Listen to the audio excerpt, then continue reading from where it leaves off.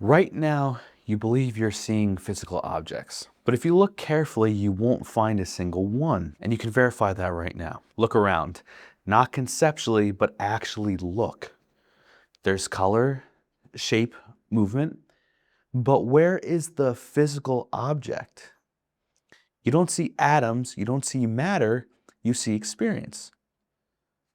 Then a thought appears and says, that's a chair, that's a wall, that's the real world. But that comes after. It's a label. So before the label, what is this? Because whatever this is, that's what reality is made of. For centuries, scientists and philosophers have tried to answer this, and they keep running into the same two problems. The hard problem of consciousness: how does physical matter produce experience? How do neurons create color, sound, feeling? No one has an answer.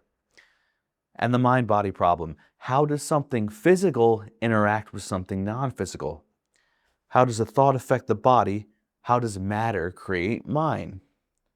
Again, no answer. Both problems assume something. That reality is made of matter. That consciousness is something produced by the brain.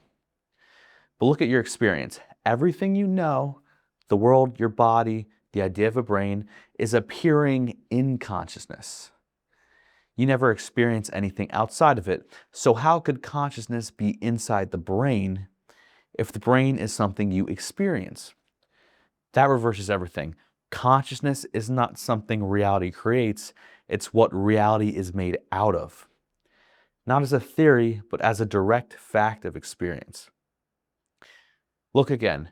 There's objects around you. What are they made out of right now? Color, shape, sensation. You've never seen anything else. So when you say physical object, you're pointing to an appearance, something made of consciousness. Think about a dream. When you're dreaming, everything feels real. There's a world, a body, other people, but what is it made of? Consciousness.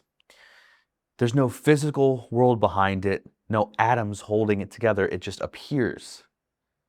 And while you're at it, you don't question it. And while you're in it, you don't question it. Now look at this. What's the difference? It feels stable and consistent, but stability is just familiarity. Before language, before you learned what everything was, experience was just color and sound and sensation and movement, constant shifting. That hasn't changed, only the interpretation has. You learned to call it reality. You think reality is built out of atoms, but atoms are ideas, models, concepts, and thought. But what's actually undeniable is consciousness. It's the only thing you've ever directly known. Not as a concept, as what experience is made out of. So instead of saying consciousness comes from matter, matter is made of consciousness. And if that's true, space and time don't hold up the way you think. Where do you experience space? In perception. Where do you experience time? In thought. The past appears as memory, the future appears as imagination. Both are happening now. So the question becomes, are you discovering reality or generating it? Everything you've ever known, the world, history, the idea of a universe evolving over billions of years, appears as information right now, as perception and thought. So what you call reality is something being presented in this moment, like a movie.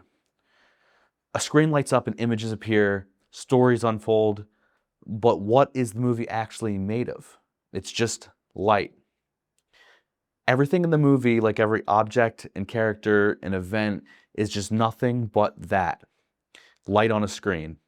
In the same way, everything you experience is made of consciousness. Not inside it, not observed from outside, but made of it. And if you follow that carefully, you've never actually contacted a physical world. You've only ever known this. Color, sound, sensation appearing and being interpreted as reality. So the question isn't what is reality made of? You're already looking at it.